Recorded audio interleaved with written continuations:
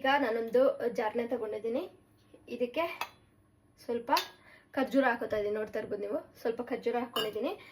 ಇದಕ್ಕೆ ಸ್ವಲ್ಪ ಖಾರದ ಪುಡಿ, ಹಾಗೆ ಸ್ವಲ್ಪ ಉಪ್ಪು ಹಾಕೋಣ. ರುಚಿಗೆ ಎಷ್ಟು ಬೇಕೋ ಸ್ವಲ್ಪ ಉಪ್ಪು ಹಾಕೊಳ್ಳಿ, ಜಾಸ್ತಿ ಹಾಕೋಬಿಡಿ.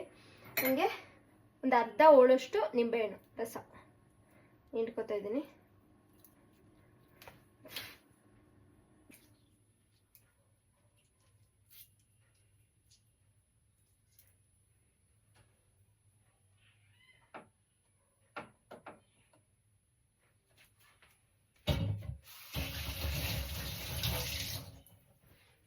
ಅದಾದ್ಮೇಲೆ ಈಗ ಎಲ್ಲ ಆಯಿತು. ಸ್ವಲ್ಪ ನೀರು ಹಾಕೋಣ.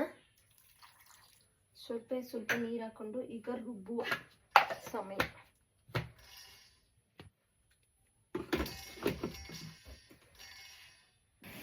ಈಗ ಸಿಕ್ಕಾಪಟ್ಟೆ ಸಕ್ಕತ್ತಾಗಿ ಈ ರೀತಿ ಪೇಸ್ಟ್ ಮಾಡ್ಕೊಂಡಿದ್ದಾಯಿತು. ಈ ಪೇಸ್ಟ್ನ ಈಗ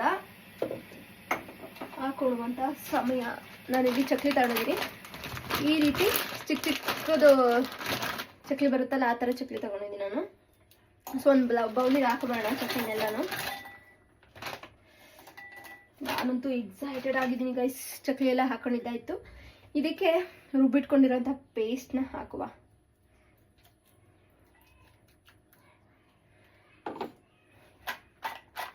ಪೇಸ್ಟ್ನ ಹಾಕಿದ್ಮೇಲೆ ಚೆನ್ನಾಗಿ ಕೈಯೆಲ್ಲರೂ ಕಲಸಿ ಅಥವಾ ಹಿಂಗಾರು ಕಲಸಿ, ಒಟ್ಟಿನಲ್ಲಿ ಕಲಸಿ. ನೋಡ್ತಾ ಇದ್ರೇ ಬಯಲು ನೀರು ಬರ್ತಾ ಇದೆ ಗೈಸ್.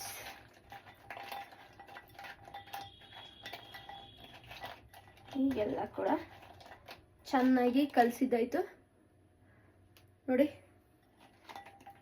ಈಗೇನೋ ನಮ್ಮ ಏನು ಕಾಸರಗೋಡು ಚಕ್ಲಿ ಇದೆ ಏನಿದೆ, ಆ ಒಂದು ಚಕ್ಲಿ ರೆಡಿ ಆಯಿತು.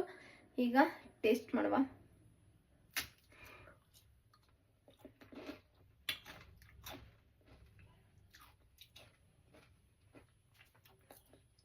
ಸೂಪರ್.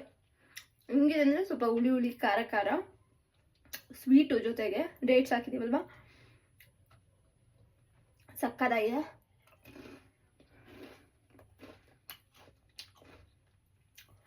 ಹೆಂಗೆ ಬರುತ್ತೋ ಏನೋ ಅಂತ ಅಂದ್ಕೊಂಡಿದ್ದೆ ನಾನು.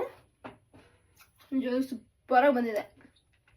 ನೋಡ್ತಾ ಇದ್ರೇ ಬಾಯಲ್ಲಿ ನೀರು ಬರೋ ಥರ ಇದೆ. ಆ್ಯಕ್ಚುಲಿ ಚಕ್ಲಿ ಚೆನ್ನಾಗಿರಬೇಕು, ರೆಸಿಪಿ ಚೆನ್ನಾಗಬೇಕು ಅಂತ ಅಂದರೆ ಈ ರೀತಿ ಚಿಕ್ಕ ಚಕ್ಲಿ ತಗೊಳ್ಳಿ. ನಿಜವಾಗ್ಲೂ ಹೇಳ್ಬೇಕಂದ್ರೆ ಸಿಕ್ಕಾಪಟ್ಟೆ ಸಕ್ಕತ್ತಾಗಿದೆ ಗೈಸ್. ಇದನ್ನ ಟೇಸ್ಟ್ ಮಾಡಿಸಿ ಹೇಳ್ತೀನಿ. ಬೇರೆಯವ್ರು ನೋಡಿದಾಗ, ನಾನು ಒಬ್ಬಳೇ ಟೇಸ್ಟ್ ಮಾಡೋಕ್ಕಿಂತ ಇನ್ನೊಬ್ಬ ವ್ಯಕ್ತಿ ಜೊತೆ ಟೇಸ್ಟ್ ಮಾಡಿಸ್ಬಿಟ್ಟು ಹೆಂಗಿದೆ ಅಂತ ಹೇಳ್ತೀನಿ.